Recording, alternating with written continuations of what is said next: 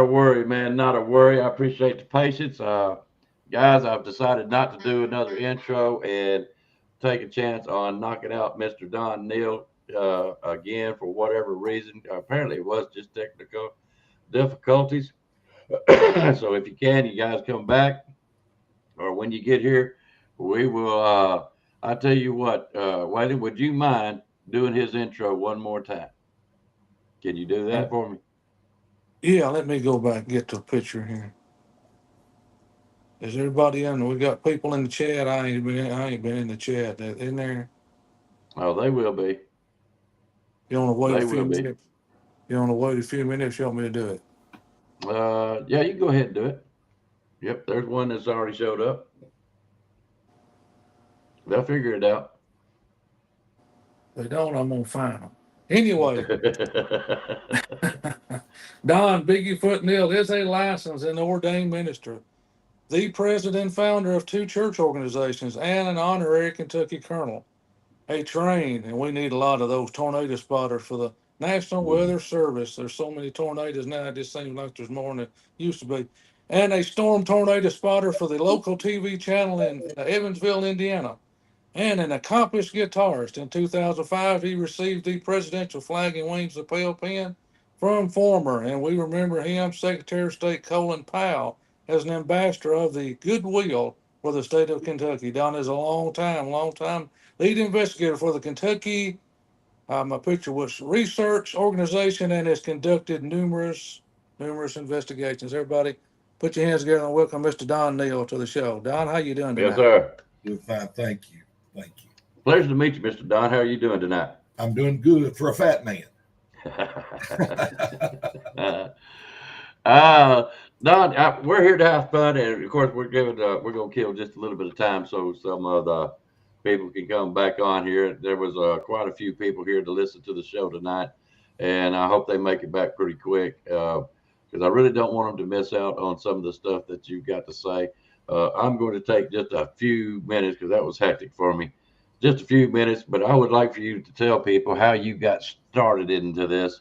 Uh, I realize that, let's put it this way. I'm going to let you tell your story of how you got involved from the beginning, okay? Would that be Okay. all right? All right. Yeah. Go ahead. I'll be right back in just a very few minutes. Go right ahead. I can hear you, everything you say. Well, I guess about like everybody else, interested as a teenager in unusual things, and I guess I saw the Patterson Gimlin film in '67, and I thought, oh my God, that's real. And I went to reading books and everything, and that's what got it in my mind and got me interested. And then I have to tell this story. What got me into it is at 17 years old, I became a licensed and ordained minister. That's awful young, but that's what I've done for 53 years. I'm 70 now. And so I started out as a young minister. I traveled all over 38 states, United States, and 2 foreign countries. And I've done that all my life. That's what I've done nothing longer than preach other than just live. But about 20 years old, young man in a big organization I was ministered in. And once a year we met in Louisville, Kentucky, and had a big dinner with all the ministers from all over the United States and some from Mexico and Australia. And anyway, we'd have a big dinner uptown Louisville, Kentucky at the Brown Hotel. This all adds into the story. And, we wore our suits and our ties and our preacher clothes. But there was this one evangelist that came from out west. I believe he was from Wyoming, somewhere out in that area. And he was just a modern day cowboy. I loved it. Here I was, an impressionable 20-year-old young man, a minister, strict to the rules. We all wore our suits and ties. And this guy come in buckskin jackets, with fringes hanging down, wore his cowboy hat. He looked like a face made out of leather. He looked like the epitome of a Western cowboy. He looked like Clint Eastwood. And I thought, that's the coolest guy I've ever seen. And he ministered to the Indians out on the Indian reservations.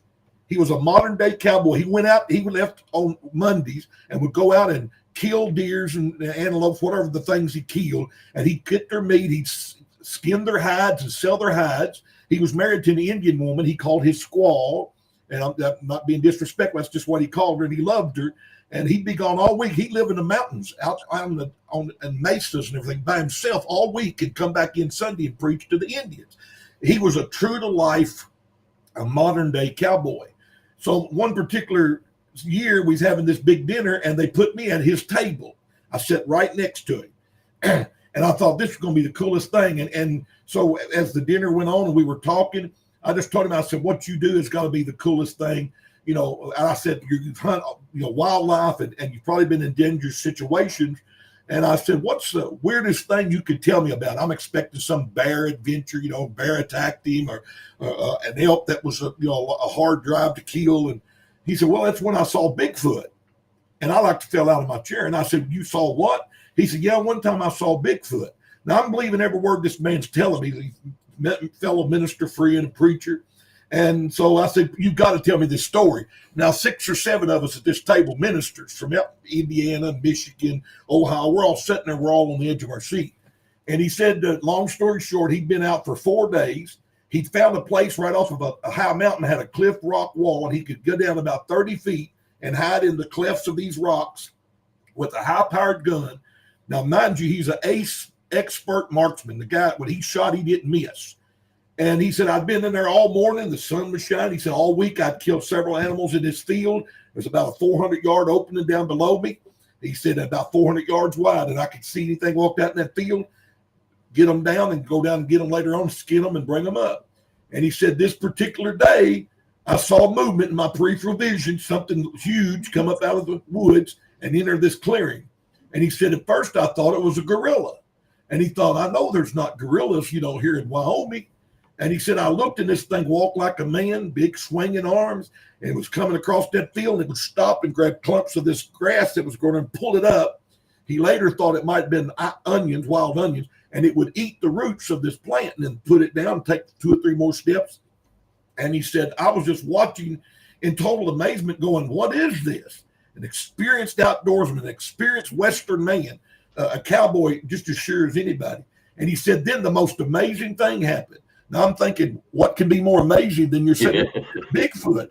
And he said, that thing stopped and turned around. He said, I'm hidden in them rocks. I'm 400 feet in there. I'm hidden in them rocks. I'm camouflaged. He said, that thing stopped to look straight up at me, looked right at the place where I'm in them rocks and stood there and stared at me. And he said, I thought, there's no way, the wind's blowing in my face. I made sure my gun, he was like Lewis Lamore Westlake. I made sure my scope didn't reflect any light off of it, stuff I'd never thought of.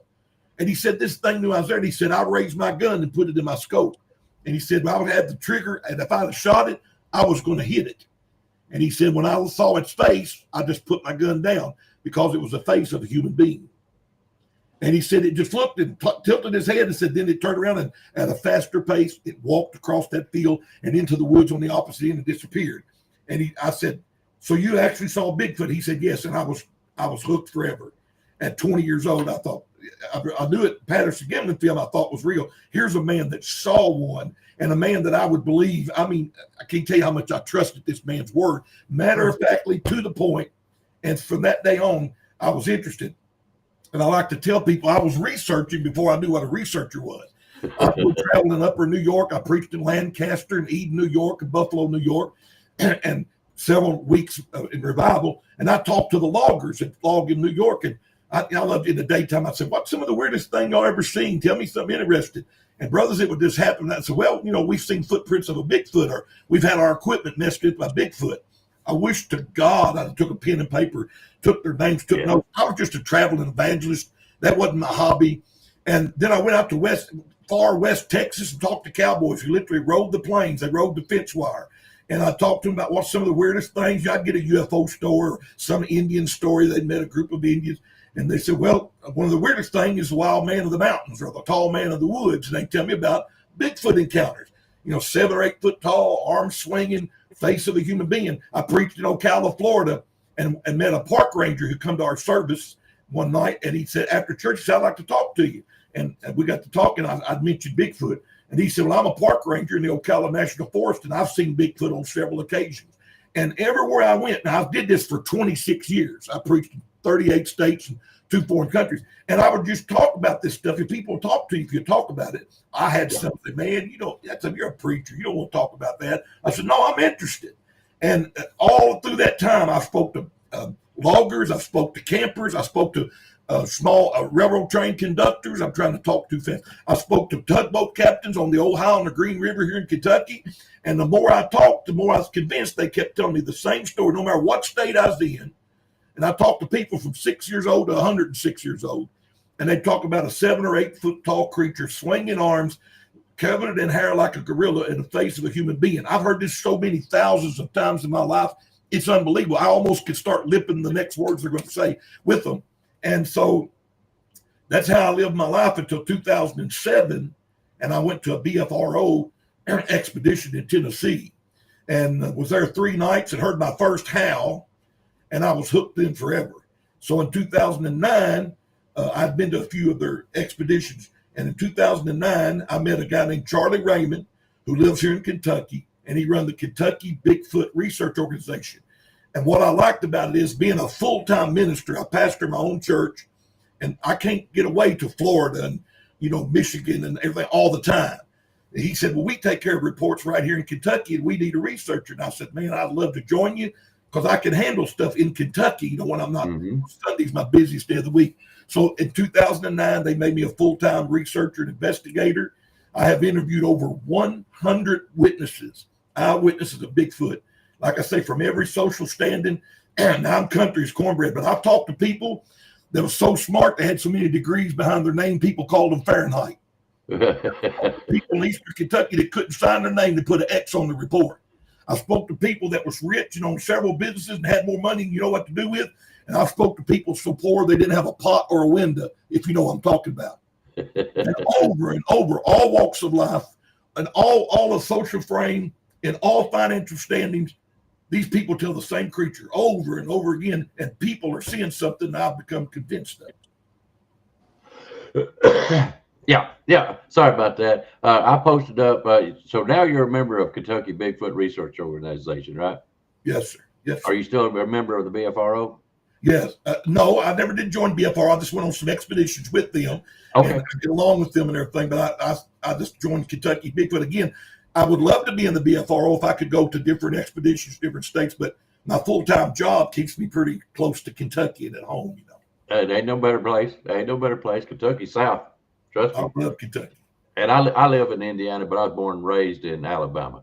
Okay. Awesome. So, but I made many trips into Kentucky, Tennessee, Georgia, North Carolina, South Carolina, on, in the South. I've even been to Indiana on a run before.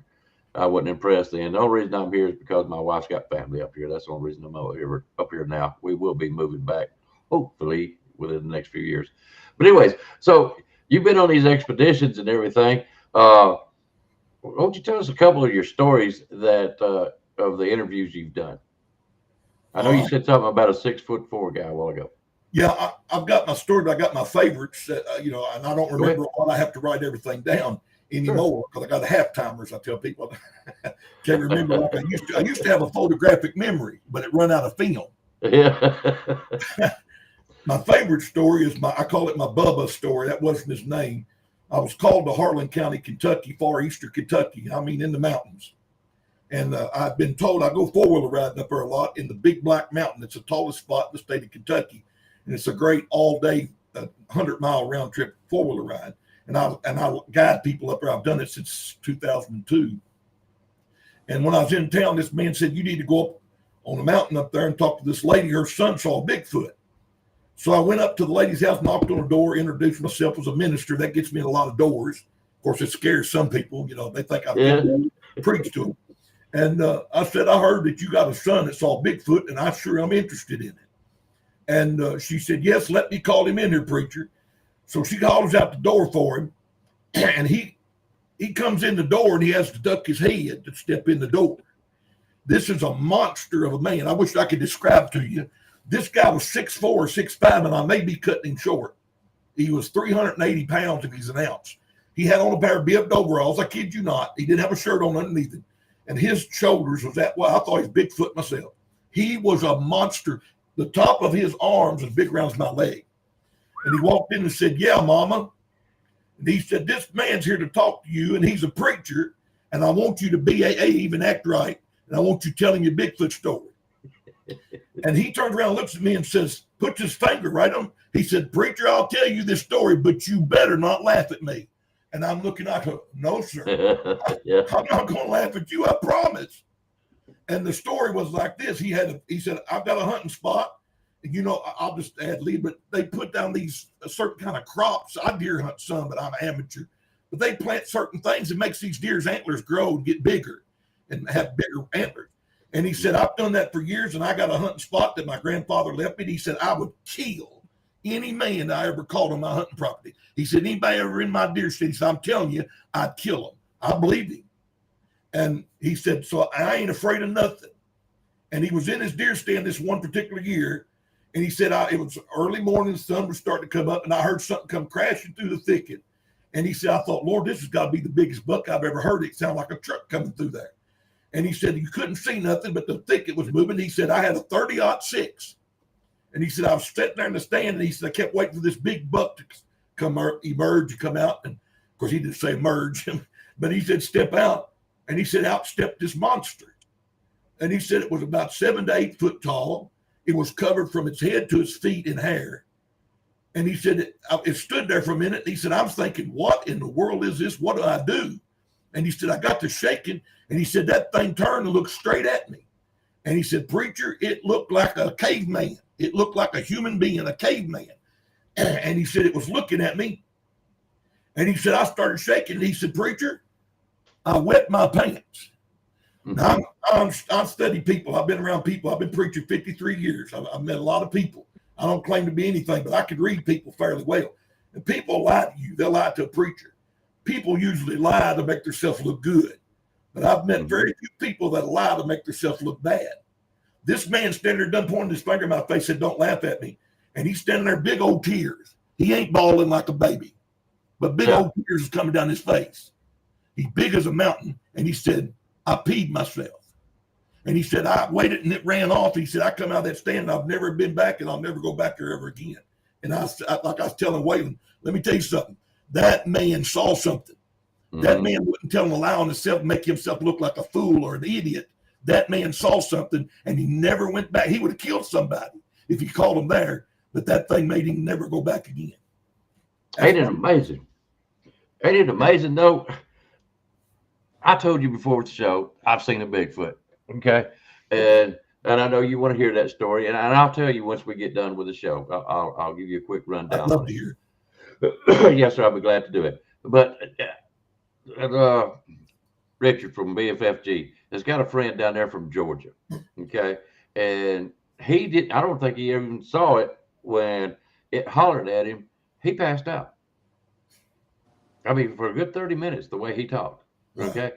I mean, just I guess the volume and whatever it was, and I guess it come from behind him, scared him so bad that he was out. The next thing he know, he's in his truck with his rifle. Okay. You know, I've heard several stories like that. They can't account for the time, or it stuns them, or they go into shock. Oh yeah, and this man had to cross the creek. Now I don't know how deep the creek was. It might have been just a shallow one or whatever. I think it's 1 or 2. But anyways, he had to cross that, and when he got in his truck, he was dry. Wow. So you know how much time did he really lose there? I don't know. You know what I'm saying? But there he is. Next memory he has, he's in his truck. It's amazing to me, the reaction. And I'm not talking about this gentleman here, because like you said, he's probably a man's man, big old guy. You know what I mean? And to tell you the truth, that he peed in his britches.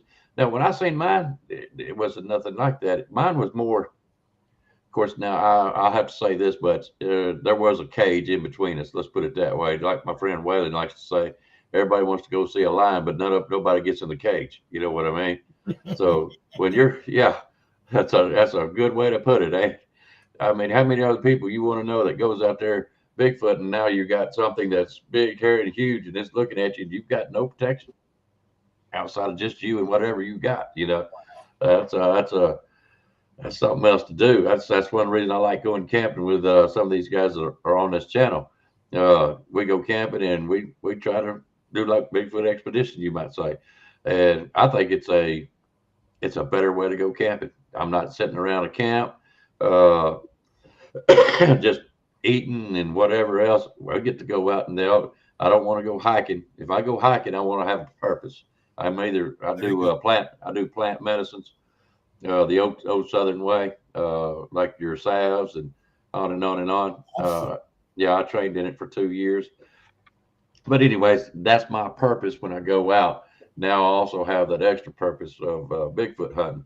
So I'm just amazed at the reactions versus what I've had versus some other people what they had and how some of them were struck in awe. We was talking about Kerry Arnold, how awestruck he was. Some people freeze, some people uh, run, they fly, they get out of there. Some people can't move at all. Some Exactly. people some people lose what happened.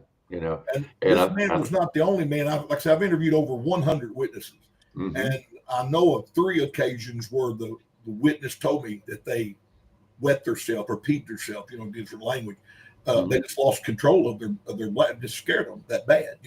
And the mhm. other one on my YouTube channel, I have his interview recorded, and he was in Illinois, right across the Kentucky line, over across the Ohio River, and he was, I believe he says in the video, he's 6. I don't want to be wrong. I wouldn't lie on purpose, but I do make mistakes. I think Sure. he's 6'6" and weighs 280. And it took his hunting dog, his coon dog, and it ripped it in half. And when he walked over with his light and shined his light down, here was the back legs and tail hind end of his dog. And then here was the entrails about 3 foot, and then there was the front legs of the dog. And he's looking at it, and he hears something scream. He turns his light up, and that thing's standing there looking at him. And he says right on the video, right, it's you can see it live. And he said, he almost he stutters, his lip quivers. He said, I wet myself. And just that really gets to me because men want to be men. Sure they do. He couldn't control himself, but it ripped his coon hunting dog plumb in half. I wonder what went through his thought process. You know what I mean? You found your dog ripped in half, and now you're looking up at this creature, and I'm sure he was looking up, and all of a sudden you see this. It's got to Well, be he didn't something. know what the Bigfoot was, and this man was really affected. You can see in the video, he was really affected because the story behind it is this: he went coon hunting, and he said he had one good coon dog, and he got there at night and it jumped out of the truck, ready unloaded, and he said he got up and jumped back in the truck, and he said, "What's wrong with you?" A lot of people badmouth this man, and I just tell the stories as I'm told. Yeah. I'm there to just get his story. And he said, I grabbed it by the collar and threw it out of the truck. Said, go hunting. What's wrong with you? And the dog went out a little ways, barked once, and came back and jumped the truck. And he said, well, this time I got it out of the truck, kicked him in the hind end a little bit. So get out there and hunt. If you get a dog who won't hunt, they'll get rid of them. Yeah. Now, that sounds mean. And, people, the animal, I'm sorry. This is what the guy was telling me. So then the dog takes off and barks 3 or 4 times, and he hears it yelp, just, and then it goes silent. So his thing was when I met him and he was already in tears, he said, the next day, we went the very next day, and he said, I feel like I killed my dog. He said, if I knew that thing was out there, I'd have left my dog alone. I wouldn't have said, get out of the truck hunting. He said, I was wanting to go hunting and thought it was just being stubborn or hard-headed. He said, I sent that dog out there to that thing. He said, I didn't know there was such a thing as that around that area. And he said, when that thing screamed, I'm looking at my dog. I'm just in disbelief. I mean, he couldn't even imagine what it could be. And he raises up, and I believe he says on the video it's 20 or 30 yards away standing there. And he said, I just wet myself and turned and ran to the truck, and he left. And he come back the next morning and got the dog. We went that evening, met him in Paducah, Kentucky, me and a fellow researcher. And I said, let's go. And he said, I'll give you directions to get there, but I just can't go back. And I said, no, if you don't go with me, I'm not going to go over and get on your property and nobody's with me. I said, just come on, we'll stay with you. So we talked him into riding with us. And the closer we got over there, my buddy kind of elbowed me a little bit, and this big man was going. He was just, and the closer we got, the more nervous he got. And so we got out and went to the area, saw where the dog had laid, saw blood. I found a footprint. I believe that's on the video. We found a footprint there. And so we said, we're going to stay the night. He said, you got to take me back about 20 miles back to Paducah. I can't stay the night. I said, oh, come on now. We had to take him back. We come back and sit there at night and got 2 howls from across the river on the Kentucky side. But I interviewed the man right there at the location, right at the spot where his dog was killed. And the man could barely talk. His lips quivered. Big old fella. He tells how big he is, how much he weighs. But anyway, what got him twice hit was seeing a creature that we told him it was a Bigfoot. And he sent his dog to its death. I mean, he couldn't get over that. He said that I sent that dog out there not knowing what was waiting for it. That's pretty hard. All right. Hang on just 1 second. Sunshine, I'm glad you made it this time. Always glad to see you. Guys, if you want to check some of this stuff out that I know I got it in here. There it is. That Mr. Neal has been talking about on some of his YouTube. That's where you can find his channel is D.N Neal, of course, and you can find him on YouTube. That is his channel, D.Neal. Is that correct? Yes, sir. Okay. And he has a Facebook page, Don Neal, in parentheses, Biggie Foot. That's just a nickname that he picked up along the way, if I'm correct there. So if you want to go check him out on some of his stuff, I know I'm going to. I've got to see some of these interviews that he's posted out there. But anyways, I want you guys to see where it's at, and we will repost it later on in the show. And we do have a surprise for you. I say a surprise, but Mr. Neal has some interesting evidence that I would like for him to show us here in a little bit. But for right now, I would like to hear some more of his stories. Wouldn't you, Waylon, or you got a question for him?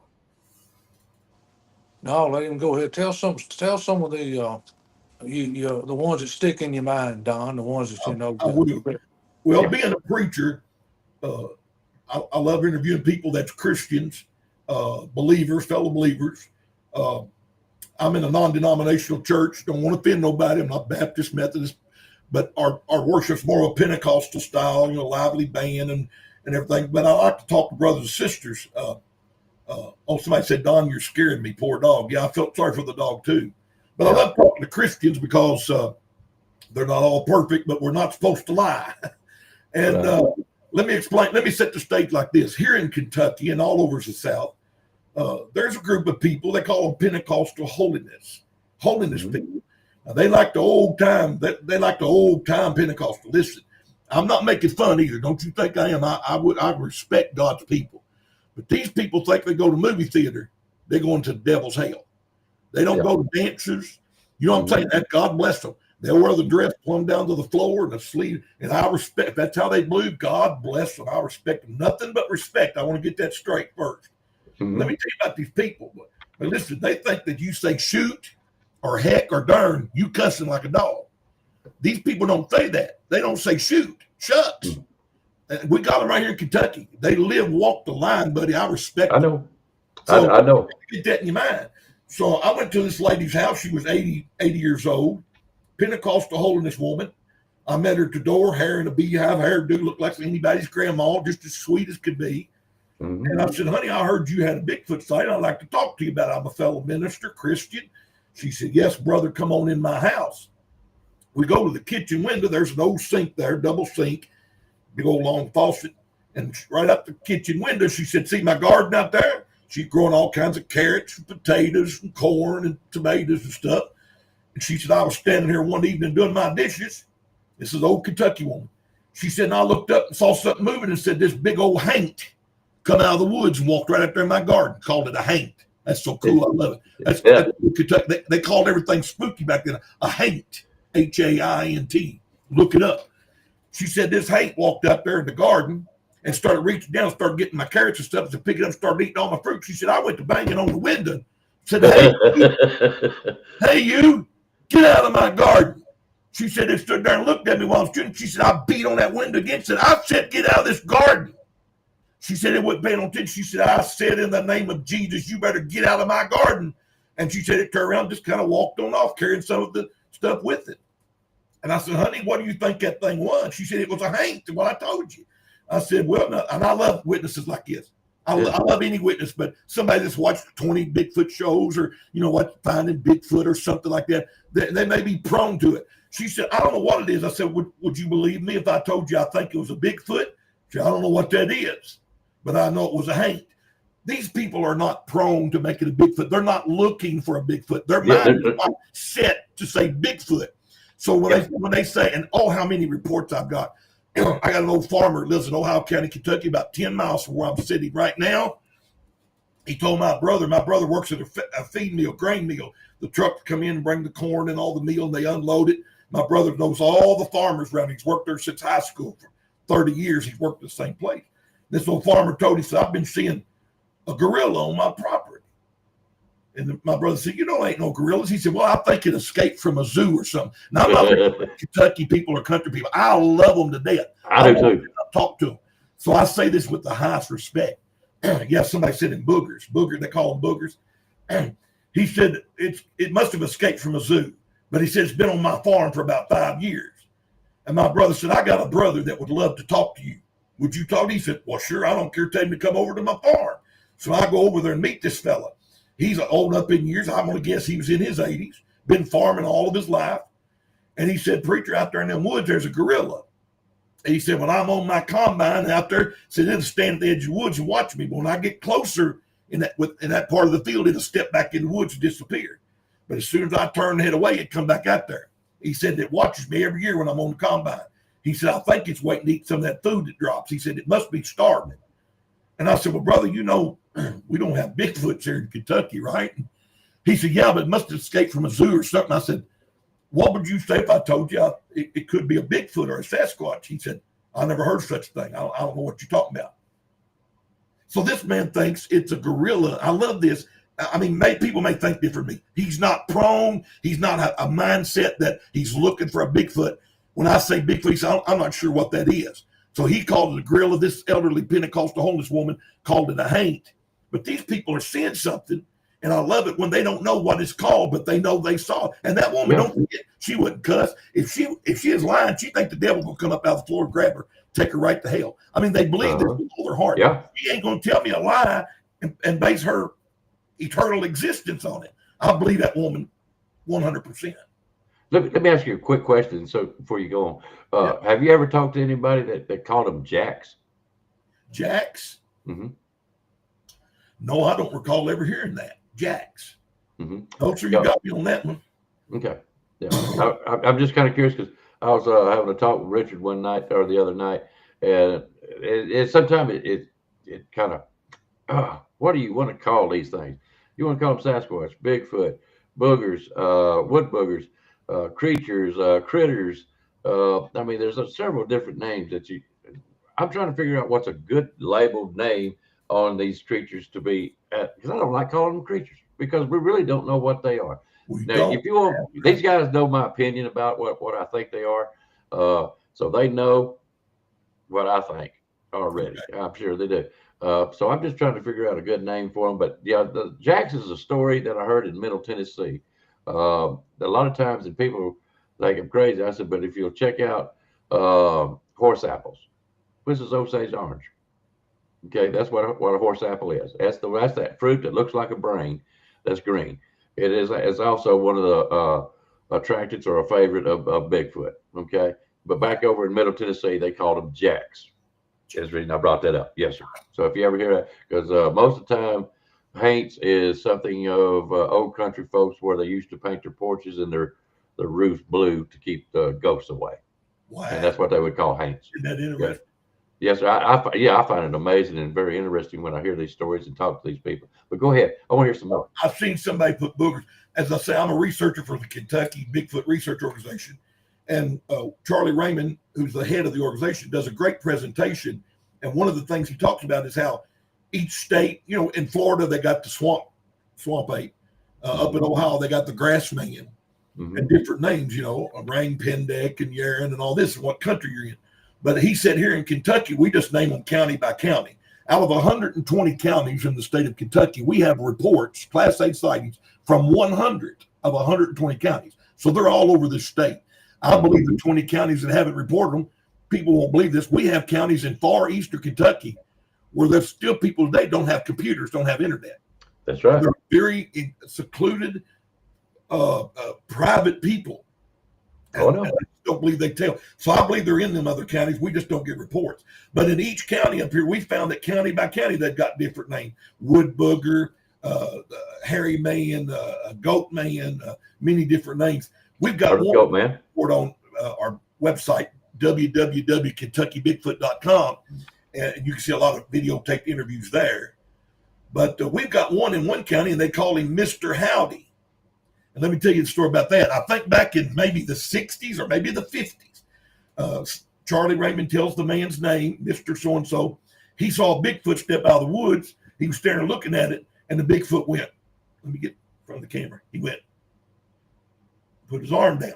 Like, now we do that here in the country. Y'all down there in Alabama, good old Alabama, probably does. We go down the road past somebody's house, they'll go, just wave. I wave people I pass on the road. Just wave. We call it throw me 5 on me, baby. There you go. This Bigfoot comes out and looks at this man, goes, put his arm down and went back. So what an amazing story. We posted that story, not an interview, but we had got word of this story down through the years.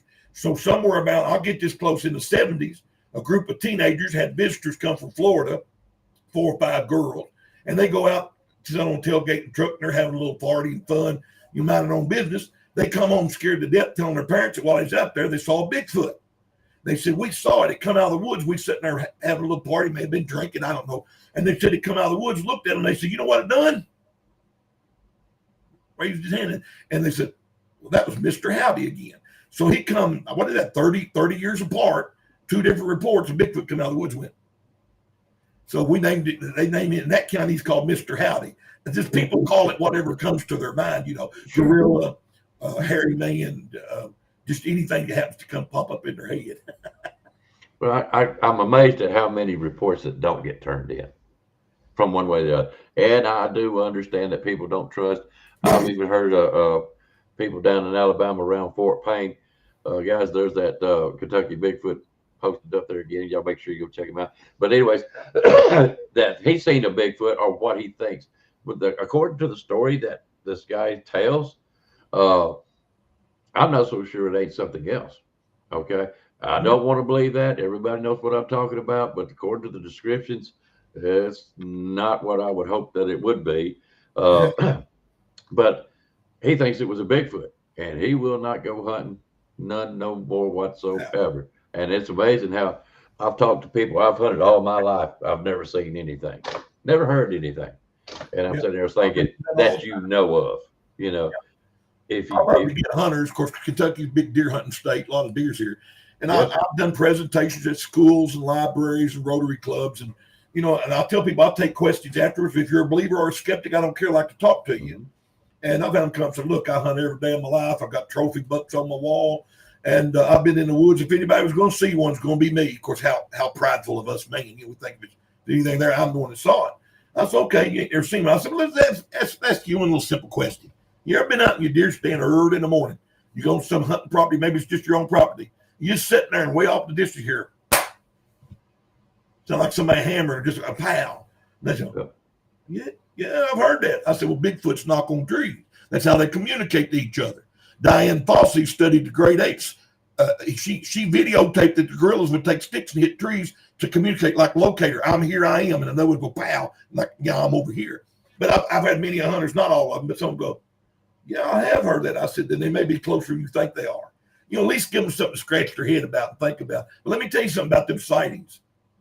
One researcher, and I wish I like to give him credit, said that from all he could gather from BFRO, KBRO, all the different Bigfoot groups, around the country, there's been somewhere, and go back to Albert Osman and Ape Canyon and all these reports.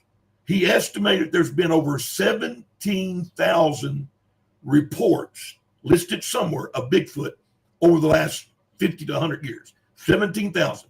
And he said, if only one of them, now what are the odds? Right. If only one of them are real story, Bigfoot's real. Just one out of 17,000. But then he added that it's been estimated that only 1 out of every 10, this will blow your mind, 1 out of every 10 witnesses actually share their report. So times 10 times 17,000.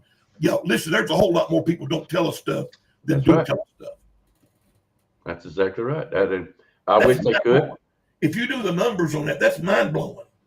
Yeah, I would love to go over to Eastern Kentucky. I think that's where the Daniel Boone National Forest, is that right? Yes, sir. You better believe it. What a squatchy area. My goodness. Have you been there much? Yes, sir. Yes, sir. And I prefer Harlan County and Hazard, Kentucky, all down there, but right all around that Daniel Boone National Forest. I get so many reports. Now, I don't handle Eastern Kentucky. I handle primarily Western, but I go out there on my own and squatch and take stories when I can. I have to go to Eastern Kentucky four-wheeler riding, so I'll pick up any reports. I wear these shirts and these hats.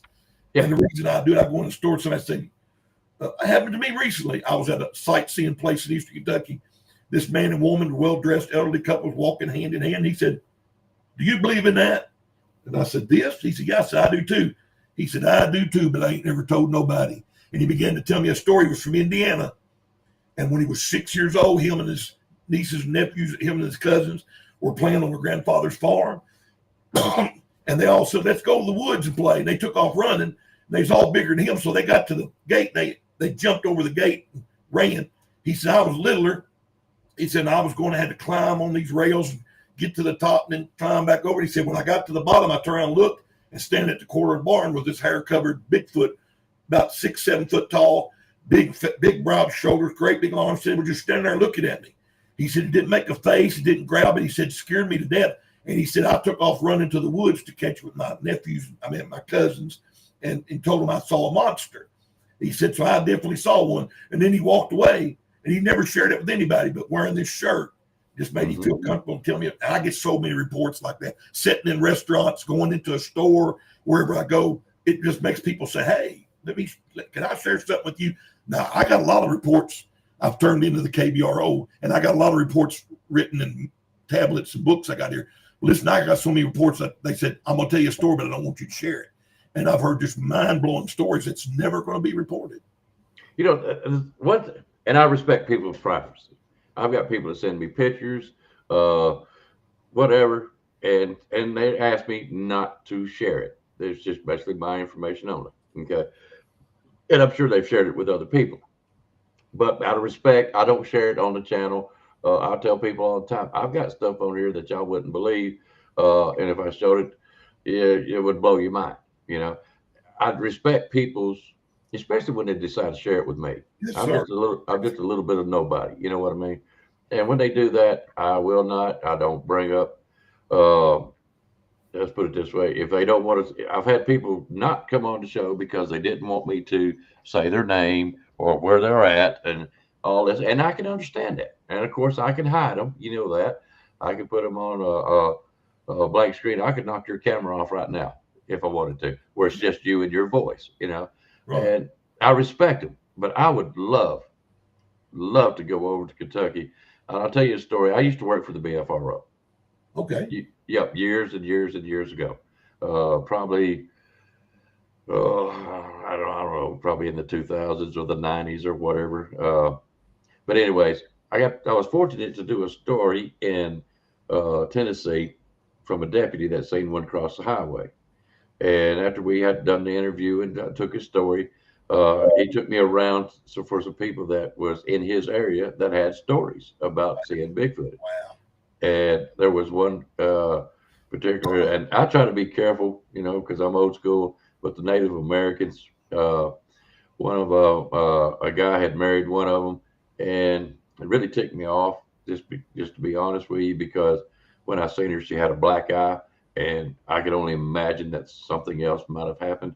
Right. And I was getting a little ticked off about it, but she was very nice, very sweet, and she said, "I'll tell you what happened to me." And I said, "Okay." And for years, I wouldn't tell her story for this very reason. And I guess it's just me thinking. But she said she's seen a Bigfoot. And mind you, these people are poor. Okay. And she said she seen this Bigfoot. She was on a ledge on a side of a road there, come out from the bottom of a hill. And the hills of Tennessee is not as steep and not as long as some say in eastern Kentucky. Okay. I don't know about the western Kentucky side, but I know the eastern is pretty steep, especially as you get toward the Ohio line. But anyways, so it comes up, starts running up this hill, and it gets up about halfway, and it runs around this tree and grabs a hold of a limb and jumps up in the tree. Directly here come these two dogs, and they come running up, following the same path as this Bigfoot did, and they get up to the tree. They run around it and run right back out, same way they had just come in. Wow. They're still following the scent. Never looked up. Wow. I think this was a juvenile, she said. And once the dogs got down far enough away, the juvenile jumped out, continued on just the other way. Those are actions of what I call an animal, a very smart animal. Yes. Okay. Yes. But the reason I tell you that story is because where else would I have not heard that story had these people graciously, you know, let me into their home Yes, sir. and tell me these kind of stories that you'll never hear on these. I'm sorry, you might not never hear them on Kentucky Bigfoot or Icebox Channel or Dirt Road Bigfoot or any of these other channels. Had I not been fortunate enough that they let me in their house, Yes, I sir. would love to do that over in some And we as Eastern Kentucky. researchers need to know and regard what a great honor it is that somebody would share their That's story. right. See, Mr. Stephen Hickser said, "Why be ashamed unless you're a faker?" Let me explain that. Uh, I've interviewed Bigfoot witnesses, and we talk them into doing. If you go to KBRO website, we videotape. We're unusual. We videotape our Bigfoot eyewitnesses as much time as we can on the actual spot of their sighting. You'll see them cry. You'll see them break down. You'll see them go to trembling.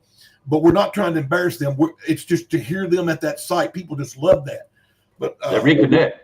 yeah, but people listen. People get slandered. They get blasted. They get made fun of. They get ridiculed in public once their story gets out. We've had this happen, sadly. One young man, I've got a video on my YouTube page. I interview a young man. He'll tell a story about him and his girlfriend was coon hunting, and his coon dog bulled up, and he looked and shined his light. There's a great story about a Bigfoot in Henderson County, Kentucky. And he made that video and gladly told us to share it. Lost his job. He lost his job over sharing that Bigfoot encounter. So people are hesitant to come forward. Nobody likes to be ridiculed, called crazy, made fun of, and that young man lost his job. So it's something when somebody come forward with a story, and I highly respect them and treat them with all the respect we can. And of course, we got many reports where they remain anonymous, but anymore, I find nowadays, the last 10 years, people are more outspoken and are willing to come forth and tell you about that elderly couple I was just telling you about. I met just passing on a sidewalk at a tourist site here in Eastern Kentucky. He said, "I'll tell you a story I've never told before in my life," and he told me and walked away. And what great respect. Of course, I didn't get videotape, but anyway, I'm talking over myself. But people are very cautious because who likes to be laughed at and made fun of, or lose their job, or lose their career? I've got 2 reports from businessmen. One right here in Hopkins County, Kentucky, the next county over from me. He had an excellent, awesome Bigfoot sighting. And he said, "I'm begging you, don't give my name." He said, "My name will be ruined. My business will be ruined. Construction, stucco, and stone business, I'll be ruined forever. Please don't tell my name." Yeah, and I never was that way because I was fascinated. And 2, I was also a young buck. So if you laughed at me, let's put it this way, you knew what was coming your way. Let's put it that way. Right. But that was my mentality back then. I understand. And you got to remember, some of these folks, like in Kentucky, Tennessee, Alabama too, for that matter, men are supposed to be men. And they ain't supposed to be insane, crazy, or anything like that. And if you actually seen something and you told it, there's countless of people that would say, I couldn't tell the story to my mom or my dad or my brothers or my co-workers because I knew that I would be laughed at, and that's a shame.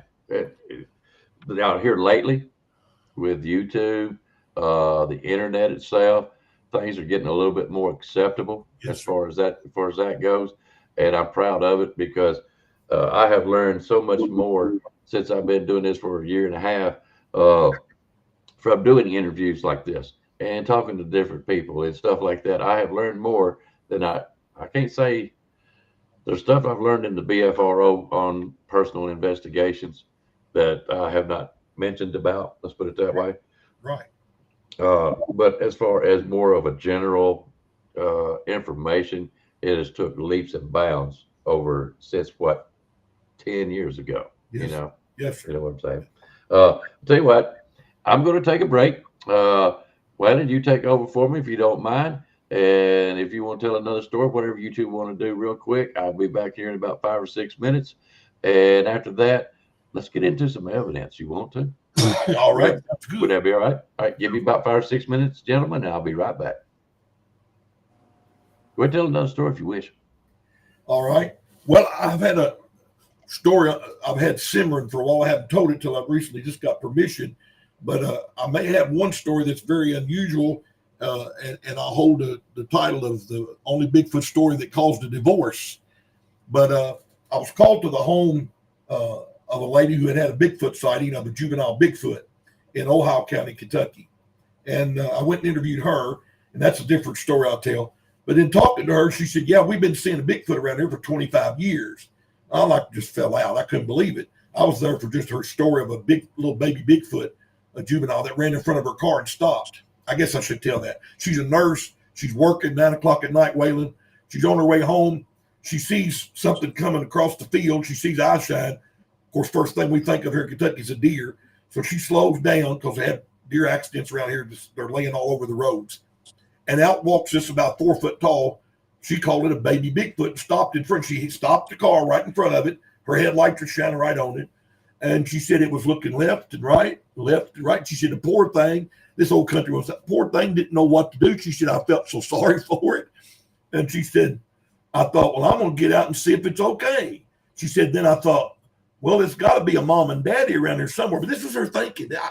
There's such cool stories. What these country people do, they just don't think like some of us do. She said, and then his bottom lip started quivering. She said, I felt so sorry for it. And finally it turned and run off. So I'm getting this story from her. And I said, you felt sorry for it? She kept saying, yeah, that poor little thing. And I said, most people be scared to death. But she felt pity for it. So I told her, I said, was you surprised to see a long story here? Baby Bigfoot. She said, no, me and my husband have been seeing him for 25 years here. I said, what? Her husband had just died of cancer. And she said, yeah, it would come across the fields over there out of the woods from the Rough River bottoms. It'd come up through the woods and said, my husband had about 20 hounds, coon hounds, hunting dogs. There's a big dog pen still there to this day. Looked like it's 40 foot long, different little houses for them to go in. She said, them dogs would start barking. My husband said, come on out here. That thing's coming. She said, we sit under our carport and listen. You hear it breaking limbs or moving. And said, when they got closer, the dogs would all go in their house and shut up.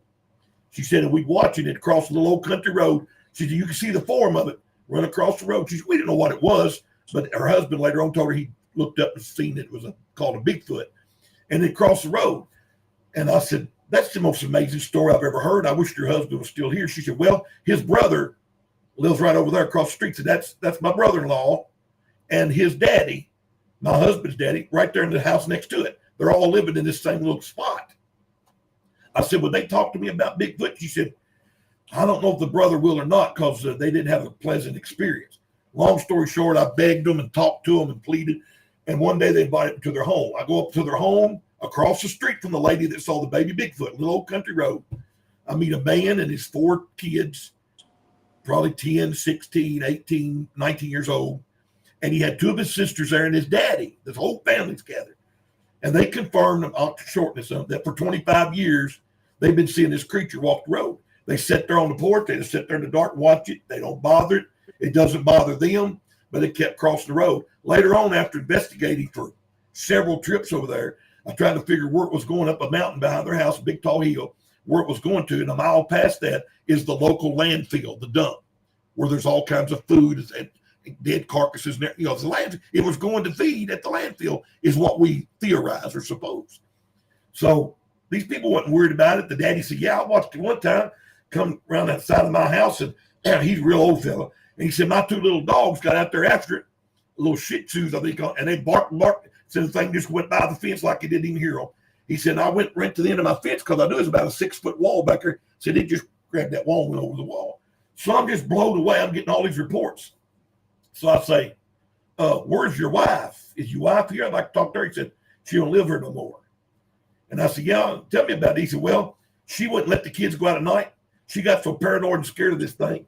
She wouldn't let the kids play in the yard. She wouldn't let them be out after dark. If they went somewhere, she'd tell them to call when they got home. She'd meet them on the porch and take them right in the house. He said the kids were being miserable. Said she wanted me to sell this place and move. Said my daddy left me this house and said I'm going to live in this house. He lives next door in that little kind of a mobile home.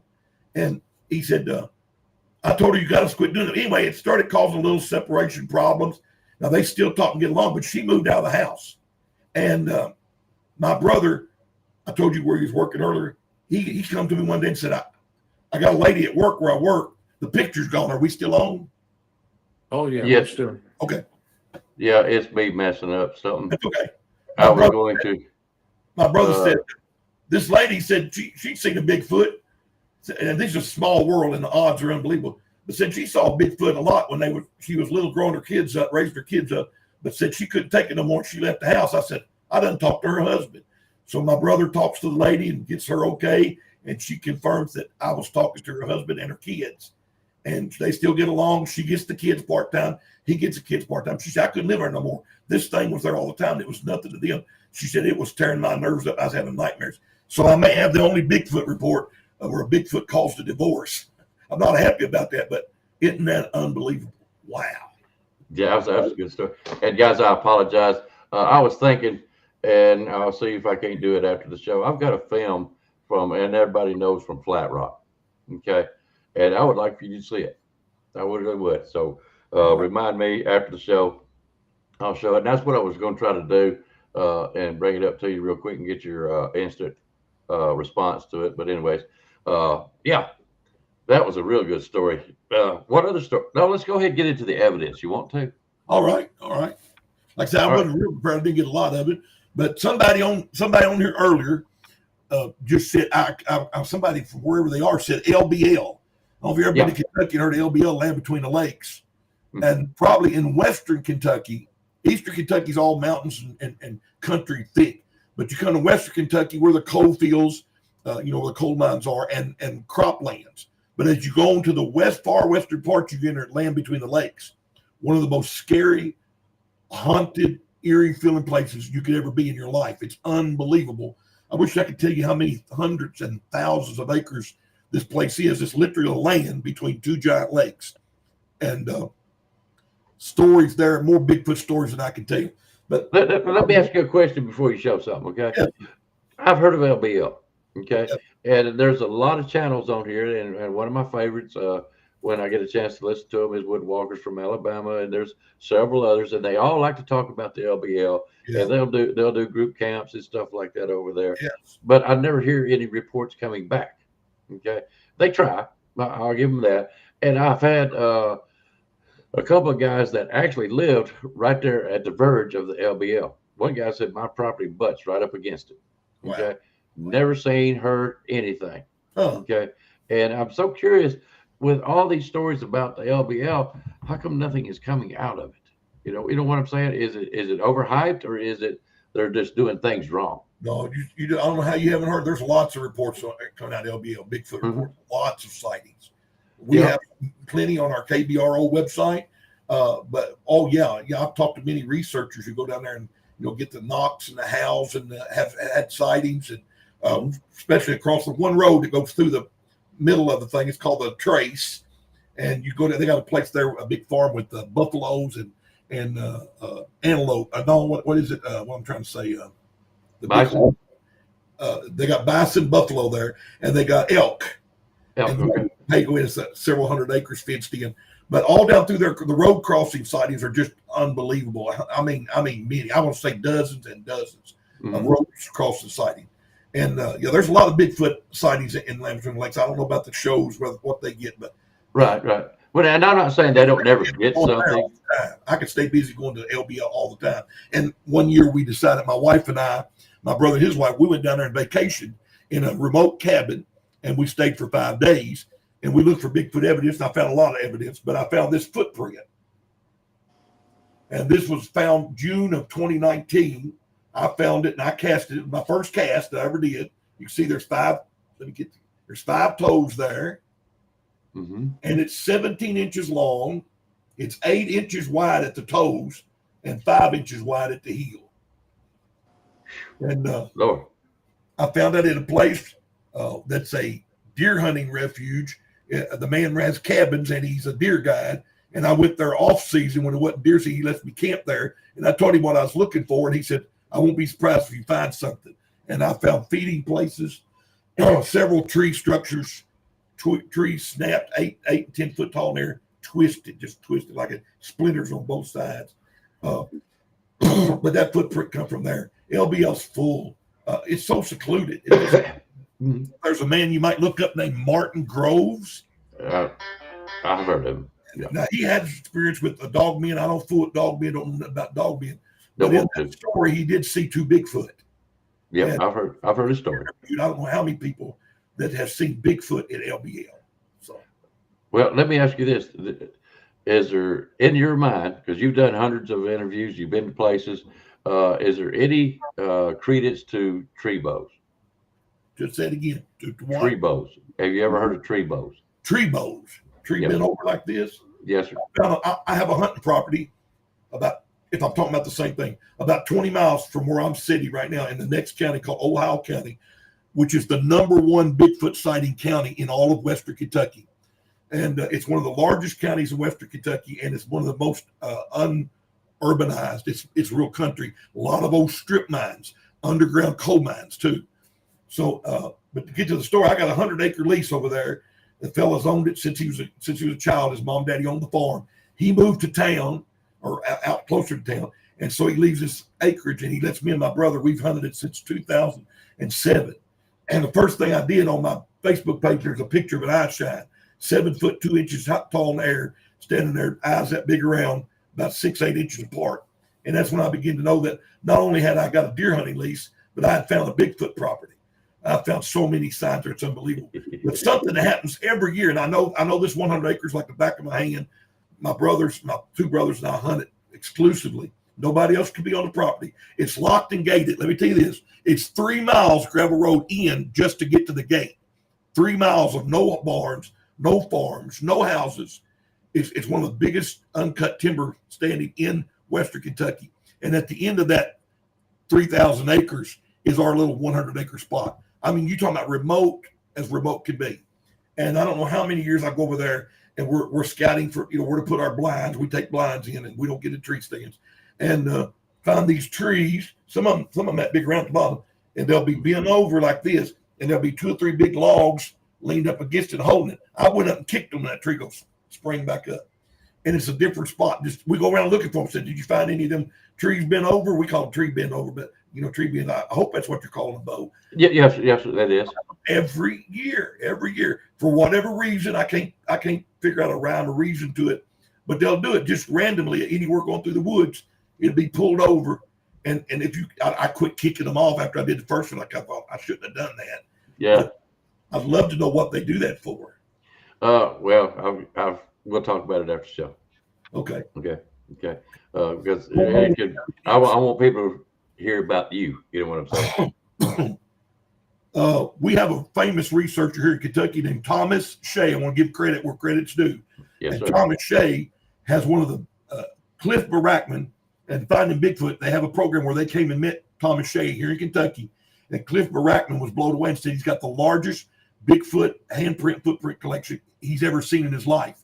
Dr. Jeff Meldrum has requested, and Tom has sent him copies of all of his cast, and Dr. Meldrum just blown away. So Thomas Shea is the legend here in Kentucky, and I got these from him. This came from Henry County, Kentucky, found in October of 2016. A hunter heard a noise while he was turkey hunting. He heard a noise down in this ditch. It had some water in it. He went sneaking over and looked, and he said this Bigfoot was down there splashing in this water. It turned and saw the hunter, stuck the end of its fingers and thumb in the mud wall, and went over at least a 10-foot bankment. It just jumped over it, went up on top with its hand in it. And he went back the next day, Thomas did, where the man had a sighting and caught this handprint. Now, again, I don't know how to make it. This is just the tip of its big old fingers of this hand that was in that wall. I'm not very good at this, y'all. I'm sorry. There's his thumb. Am I doing this thing right? Yes, sir, you are. It's looking good. That thing is gigantic. If you took my fingers and just look at that, I mean, his fingers is just unbelievable. And I asked you earlier to put your hand up, versus that hand there, and so people could see the difference. Well, my hand, it's not much bigger than my hand, but this is this thing's fingers. Oh, yeah. Oh, yes, it is. Pull it back toward your chest. Okay. All right, now scoot it over a little bit. Now put your hand up there. Do you see the difference? Look how much bigger. Whew, that's a big boy right there. He's a big one. And then Thomas Shea is famous, most of all. He's had many years encounter with a Bigfoot. I believe he said it's over 8 foot tall and probably in excess of 800. It's a big one. He named him Goliath. And Thomas Shea has had face-to-face encounter with Goliath. He has taken Charlie Raymond from KBRO there, and Charlie Raymond captured what they say is some of the biggest, greatest whoops. It's on YouTube. You can look it up, Kentucky whoops. And Charlie Raymond was with Thomas Shea at his sighting place, his habituation place, and got the greatest whoops they said they've ever heard. And this is Goliath's footprint. This is from Trimble County, Kentucky, October of 2014. I believe that's 22 inches long. I need to measure how wide. Boys, that's unbelievable. Let me hold it up to my chest and my face. I would give anything to see Goliath. Thomas has invited me to come sometime, go with him. I haven't. It's on the other side of the state from me. But I'm telling you, boys, that Goliath is a big boy. Remember, you got my phone number. Yes, sir. I got you. Don't think I won't go. I'll make some time somehow. So I mean, and guys, he's got more evidence, and we kind of threw it on him. If you don't mind, would you care to show some of the pictures that you were showing us on your phone? Oh yeah, let me get my phone. Let's figure out what. Interesting, very interesting stuff. Give me a. Uh-oh, I hope not.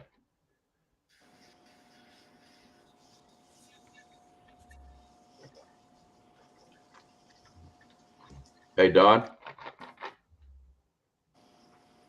That footprint is huge. It's humongous. It is humongous. 22 inches. Guys, the ones that I show on mine, I think it was about 17, maybe 17 and a half inches long. But it was rounded like that one. Me and Flat Rock had a discussion about that. And I was going to talk to Don about that a little bit after the show. Don, are you still with us? Are you still with us, Don? Uh-oh. I wonder if that print was casted on hard ground or soft ground. If that's hard ground, he's huge. If it's hard ground, good grief. Don, when you turned, you bumped something, and that knocked you off on your camera. You might have a shortage in it or something somewhere.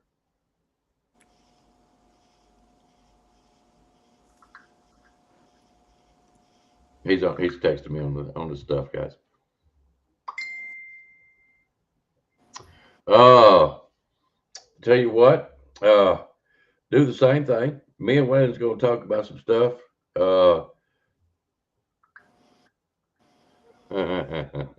Yeah, do the same thing. Yep, do the same thing. Go ahead and back out. Cut your computer off because whatever it is that you done, you bumped the table or something another, and it messed up your whole deal. Okay, it was probably what happened earlier. Anyways, just go ahead and back out, cut off your computer, let it reset, and come back on. We got time. I don't think nobody's in no hurry. We're not gonna cut off the show. Okay, so we'll give you a few more minutes. Okay. All right. So while he's doing that, guys, it's going to take him a few minutes. I'd like to know something. What questions would you have, Mr. Don, if you had the opportunity to talk to him? Okay. I want you to list them up, put them in there. You can put them in caps, whatever. I know a question when I see one. So don't worry about it. Yeah, they're definitely big hand and footprints for sure. So, guys, if y'all got a question for this gentleman, put them on there. Waylon, here in a few minutes, you're fixing to take over again. While Mr. Don is doing that, I'll know when he pops in. We're going to take a 5-minute break, okay? And we'll be right back. We're not going to cancel the show. We're not going to cut it off. We're going to see if we can get Mr. Don back. And anyways, if you got to go take a quick break with us, please do so. And we'll be right back here in just a few more minutes. Yeah, get back in here, Don. Yeah, we're all sitting here with anticipation. So we'll be right back, guys. Just give us just a few minutes and come back and be right with us. I'm going to post this up and we'll see y'all shortly in just a few minutes, okay? See if that's going to show.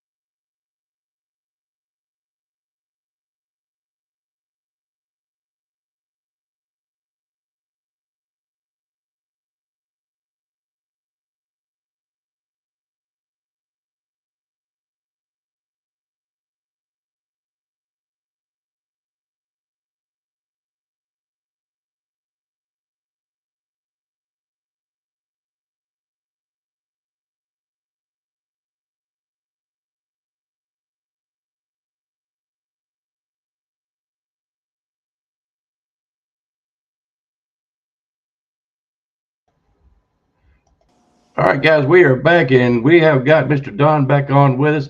Sorry about that, but I think he's got some kind of short in his computer. So let's get him back on here. Sorry, fellas. I'll get it looked at. I'll get it looked at. Sorry about that. Yeah, don't bump that table. No, no. uh, That's a no, product sir. of a big belly. Hey, I understand. Trust me, I do. I understand. But I I was heard having some people interesting. saying about a loose wire. I'll get my computer man to look into that. Yes, sir. It's got to be. That's probably what happened in the beginning. But I noticed as soon as you turn, you bump something, and that's what it done. Ain't that something? Yes, sir. Uh, yes, sir. James, and I have to agree with James right quick. Like this is one of the reasons I was really looking forward to this show tonight. As a Christian, I am so glad to find someone also interested in cryptozoology as well, and a pastor at that. That's why I was really excited. Me and Don had been talking about a month, Yeah, as far as backwards and forwards texting, and I told him I can't wait to have him on. Uh, Not only because of Bigfoot, but who he is. So yeah, I'm with you, Mr. James. All right. So while we was taking the break and letting you get fired back up, my wife come out and talked to me, and she says, "Oh my goodness." She said that footprint is huge. I said, yeah. She said that makes that footprint that we found look like nothing. I said, our footprint matters just as much as that one does. that's right. Because, That's you right. know, he's just got a great old big, at 22 inches, how tall you figure that thing might be. Have anybody tried to give you any I uh, think Thomas Shea confusion? said well over 8 foot. I don't want to misquote him. He's a great man, but I'm sure he said over 8 foot. Guarantee it. And it I was he guarantee. or Charlie Raymond or one of them that said they guessed over 800 pounds easily. Yeah. You Yeah. know, that's just guessing. We don't know. But I, Goliath is a big one. He's big. the one that I've seen measured out 14 inches long and about 4 inches wide at the heel, and it was 7'3". Wow. Yeah, so you can imagine at 22 inches, and there's no telling what that. You probably could tell it. Uh, Somebody said what happened to the sound. Eric Saab. So uh, the sound. I don't know. We Even could be he just. said his sound is good. Yeah, it might be on his end. Yeah, that's a shell for me. Yeah, it is. But anyways, at 22 inches, I don't know. I can't remember the confusion or computations of however they try to measure that, but I guarantee it's well over 8 feet. Guarantee it. I'm looking at probably nine, possible 10. Isn't that something? Wow. Can you imagine, Don, walking in the woods, seeing something that tall, that big? No, I can't comprehend. And I'll openly tell people this. I've been researching since 2007. I've been doing it most of my life, but I didn't know I was researching. Like if I'd have kept notes, man, I'd have manuals. But that's okay. But I have had every experience I tell people that you can have with a Bigfoot that I know of. I've Yeah. been out in the woods on many occasions. I've had them howl, scream, growl, grunt, holler, whoop. I found their footprints. I found their hair. I found their scat. I've had their eye shine surround me while I was in the woods and see more than one moving around me. I've had them throw pine cones at me and rocks at me. I had my scariest encounter was I was sitting in the middle of the woods, 2 o'clock in the morning by myself, 45 Magnum on my side, my back leaned up against a tree, got all my sound equipment, everything out and listening. And I never heard anything. And from behind me, this gigantic tree just goes boom and hits the ground. Not right where I am, but close behind me. And I hear boom, boom, boom, boom as it walks off. And I'm petrified. And I stand up and I walk to my truck and I leave. And when I'm about 2 miles from where I just left, I'm thinking, what am I doing? That's what I was there That's for. what you're there for. That's why I went. Yeah. And it's just that fight or flight, they call it. And it just kicked in because I'm in that woods by myself. I didn't, a lot of times people go with me. I'm a Christian man. I'm not afraid, afraid of the devil. But Right. I wasn't prepared for that. And I heard him walk off. But anyway, all these experiences I've had and everything, I've never seen one. Now I've got some thermal hits. I got a FLIR thermal camera I bought in 2009. And I've got two good, what I consider good images of. I've learned the difference between horizontal and vertical heat images, and I can tell a deer and coyote, and one time I caught a bear, which they say are not in Western Kentucky. I had thermal evidence of one that's straight up this way, they say, from Tennessee. But I've got two good vertical heat images at known Bigfoot locations, and one was sticking his head up from behind him and kept doing this to stand up and go back down, and the other one just steps out of the woods and he stands there. But anyway, I've never seen one, but that doesn't make me believe in them any less, because I believe in them because of the witnesses. And I was telling Waylon earlier, if Bigfoot is not real, then some team of doctors or scientists ought to get together and study the greatest mass hallucination that's ever taken place in history.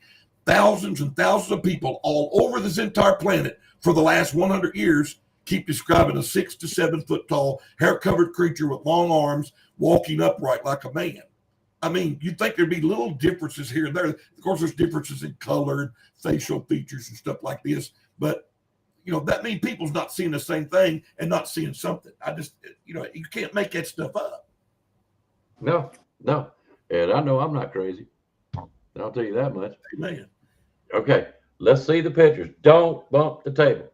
Yeah, I'll do my best not to. This, I don't know how we'll do it like this. This is let me get it straight. This is from an old man that lives in Ohio County, Kentucky. You'll hear me repeat that a lot. And something kept eating his deer corn, more than deer. Overnight, all of his corn would be gone. He put out a trail camera and caught this monstrosity. Now, this is a creature been on its knees. What you see on the ground in front of it is a pile of corn. It's got both of its hands into that corn. Yeah. And he's got the most grotesque looking face. Now, this is not what I'm looking for when I go looking for Bigfoot out in the woods. I'm trying to hold it still. I don't want to see that. I don't want to run into that thing. It's got an elongated forehead. It's got a pointy nose. The picture's really clear on my end. It's got a pointy looking hook nose. It's got a receding forehead with no hair on it, way on up. Let me try to get a little bit better. And this Herman Payne was his name. And he got 6 different pictures, or five or six different pictures. And on the other pictures, there's another one standing with him, and she has breast. And it kept eating his corn. We have theorized and surmised after many years studying this property, and I've been right on this property, right next to it, close as I could get, because Herman Payne wouldn't give anybody permission. He said, I don't want strangers traipsing around on my property. And you can't blame him. Yeah. These country people are, like I say, private. And I'm looking for a word there. They don't like people and he didn't want to buy on his property. I went and got permission from the neighbor of the neighboring property, and Charlie Raymond was there and captured some screams.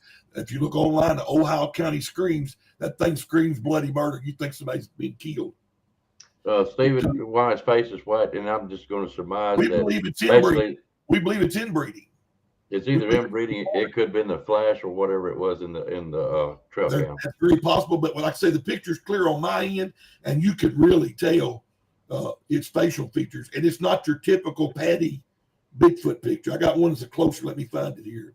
I don't think Patty runs the norm. I don't think she does. No, they're not cookie cutter. There's a close up. It kind of blurs the image again, but you can see he's almost bald on his forehead, almost up to his conical top. Ain't that amazing? Wish I could make it better, but I don't know. Well, I'll tell you what we'll do, Don, if you don't mind. We'll if you'll send me those pictures, we'd love to have you back on again, and that way we can go over it again, and I can put it up a lot clearer for the people if you wish. I'll send them to that number that you gave me. Yes, sir. Yes, sir. Or you can send it to me in my email. You've got it. I'll send it to you tonight, and of course, like I said, Dirt Road Bigfoot. You can send it over to that email, and I'll grab it and I'll post it up. And that way, next time we have you on, if you don't mind coming back, Oh, I'd love to. I'd love to. If I don't jabber y'all to death, Not so far. Its face white, and like talk about that. We try to tell people they're not made with a cookie cutter. Here in Kentucky, we've got Bigfoots that were brown, red, black, dirty blonde. And our weirdest color, we had one sighting of a solid white Bigfoot. It's solid white hair with black tips on the end of its hair. Think about that one. This one was over 8 foot tall. But we've got them that's got dark skin. They said looked like an African American. We've had reports that said they had brown skin like an Indian. We get caveman faces a lot of reports. People just, they're trying to describe what they saw. And we have had ashen-looking faces, white-looking faces. One man saw one and said it had a European-looking nose like a European person. So they're they're just like we're different. Look at us three. We're different. The Mhm. Bigfoots are different too. They're not the same. So we have reports of Bigfoot. One report I'm thinking of, the person said, I swear it had mange. There were just big patches all over its chest, its back, and its hind legs where there was no skin at all. The skin had fell out and looked like it had mange. I've And heard of so that. with this, I've had hair over the whole face. You've heard of that probably. Nothing but the eyes. And then I've heard Mhm. others said it had no hair on its face at all, except for the top of its head and in its chest. So they're Mhm. all different colors, different modes, different skin color. So the face being white, though is unusual, it's not unheard of. I've had a gentleman come on here. I don't mind saying his name because he doesn't mind either. His name is Henry, and I think he's from is it New Hampshire or New Jersey, somewhere up in there. He's a little bit further north than I am. Anyways, he's seen a blonde Bigfoot, and it has two black eyes. And when I say black eyes, it's markings, not the eyes itself. It is markings around his eyes, Yeah. and he's I think he's seen it several times. That Wow. just goes. And if you go back and watch this show, the I hope that the cover that I post up is something similar that he saw. He didn't say it looked exactly like it, but it was very, very similar, with the exception of those two black eyes. Up, you done bumped it again. Um,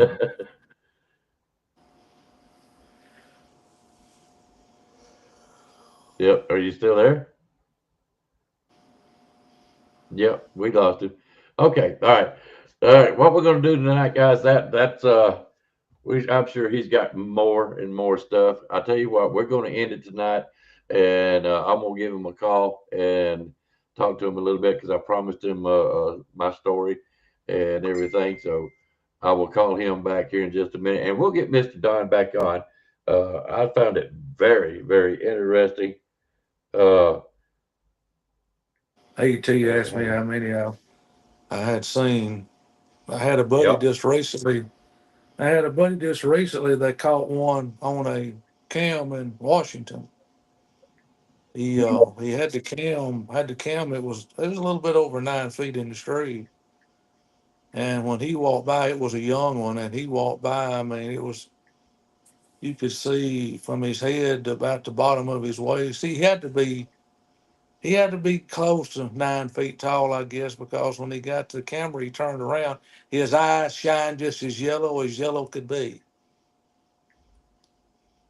when he looked at the camera. And I'm talking about this was a young one. I mean, this thing was, when he ever shows this video or ever turns it loose, of course, they're going to say it's AI. They're going to say it's AI. I Oh saw yeah. it, yeah. I've seen one, but not in person. But on that video, he looks like a bodybuilder, this thing did. I mean, Okay. every hair on his body was in place. On his back, his face, when he turned around, his eyes shined just as yellow. And he got up to the camera and he showed his teeth. His teeth on bottom were jagged. And you could hear him, you could hear the power in his lungs. He didn't tear it down. It was something to behold to see that thing because he was total perfection, is what he was. He was if I would call a fighting machine, you could tell it. I mean, he was just, the muscles on his arms were incredible, in his forearms. I mean, when you turn around, this back muscle back here, it looked like it was as big as a damn volleyball. I'm not joking. I saw this as a real video, and they got it, and they say they can't catch him on camera. Well, he did, and I've never. I thought to myself, you run into that cat in the woods, you're in a world of hurt because you could tell on his face he's not out there to take no Girl Scout cookies from you. I mean, I Yeah. don't know if I don't know if some other the one of the females grooms him or what it is, but he was just total perfection. Total perfection. It was amazing to be able, and that was in Washington, and we know how many reports they get out there. Yeah. There's some guys out there that's got some stuff it'll make you go, oh boy. I, I'm yeah. telling you. And I'm just a simple little old guy, and you know it just as well as I am. Uh, And I've got some amazing stuff that I can't show. I can only imagine the evidence out there that doesn't get shown. That doesn't get shown at all. I've aggravated those guys because I wanted to see that one hunter that had it, the one that we talked about. He had stuff taxidermy in his hunting collection, and I told you I was going to keep aggravating them Yeah. shitheads that they showed me something or run me off one.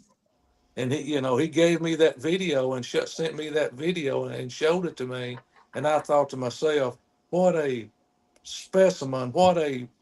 It's just what a perfect work of a specimen. I mean, I've never saw anything like it in my life. He's just like he just. I mean, he was. I didn't see his feet or his legs, but the back of his hair looked like a mane going down the back of his back, and it all stood up like this, sticking out like a Indian head, war dress, war they stick those feathers out. And I Hmm. mean, I don't know. I don't know. He had to be close to 9 feet tall because my buddy said he had it secured, the camera at a little over 9 feet. Mm. And he turned right around. We got his back first down to his hips. And when he turned around, those eyes were as yellow like I said could be. Hmm. I'd love to see that video. If he ever turns that video loose, I mean, people are going to scream and say, but it's not AI. They're there. I don't know what they are, how long they've been here, why they're here. But I they know you're out. They know you're out there before that. Before you do. You, before you ever see them, and they know where to hide. And they know what to do. And I mean, I've never saw such a perfect specimen in my life of an animal.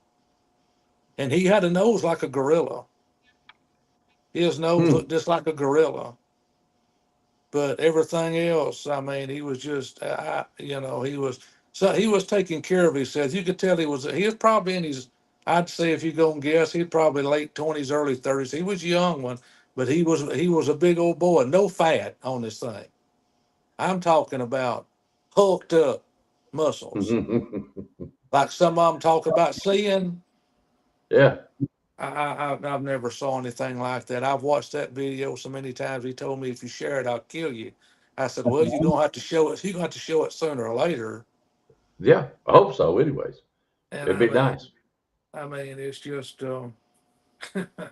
it's unreal. I mean, he knew what If that it, camera was. He knew what the camera was. Don's it's trying to been, holler at us. Can you hear him? yeah, it's still a problem. I told him I was going to Yeah. finish up the show, and I'm going to get with him and see if we can have him come back, and hopefully he can get somebody to look at his computer to see what's going on, because I'd love to have him back. And uh,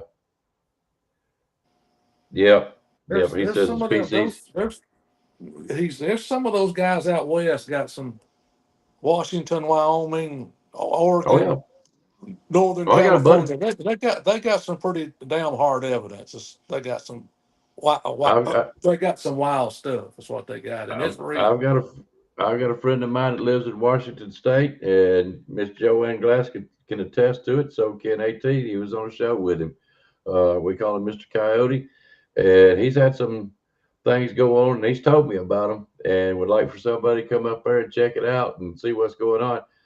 If I ever can make it to Washington State, I'm calling him. Hey, I need a room. I'm headed that way. And if I ever get a chance, that's what I'm going to do. But anyways, we're going to get off here tonight, and I'm going to get with Don. I owe him a story, and so that way I can cover my end of this deal, and we'll see if we can't get him to come back on with us again, guys. In the meantime, if there is, and I said it earlier, if you've got a question for Don or Waylon or me, either one for all that matter, you can leave it in the comments. You can go to our email, and I'm gonna put it up one more time. And by the way, oh, two time, that's my buddy right there. That's he's a Georgia fan, but dadgummit, he's still a good guy. I love him to death. So hey, buddy, glad you got to come see us. All right. Let's see, pop on up there. There we go. Dirt Road Bigfoot is our new email. Guys, that will come directly to me, and I will check it out. So if you got any questions, if you want to be a guest, if you want to be a host, you want to comment or anything like that, there's your email. If you would rather, we got Waylon's email that he will be glad to answer. And if it needs to be something sent to me, he'll be glad to do so. He has done so in the past, so he doesn't mind. We also have a Dirt Road Bigfoot Facebook page. If you want to come over and join us, I mean, we don't post a lot on there because that's just the way I am. But you're more welcome to come over and be with us, catch up any updates. Some folks come on there and announce some shows that they're doing and stuff like that. Y'all come on over and join us there on the Facebook page if you'd like. But anyways, there you go. You've got 2 or 3 different ways of getting in touch with us. We're going to get out of here. Let's see here. Oh, by the way, I can't leave without doing this. Okay. All right. That's odd. All right, let me do this. And cancel that one out. And He's do it this back. You way. got him back. You got him back now, Iceball. He's on something different. Yeah. He's on something different. You know, I think he's like Bigfoot back here. He's thinking about what happened. He heard that story I told in Washington's what it was. Hello? Hey, Don. Can you hear us? Well, I'm hearing it.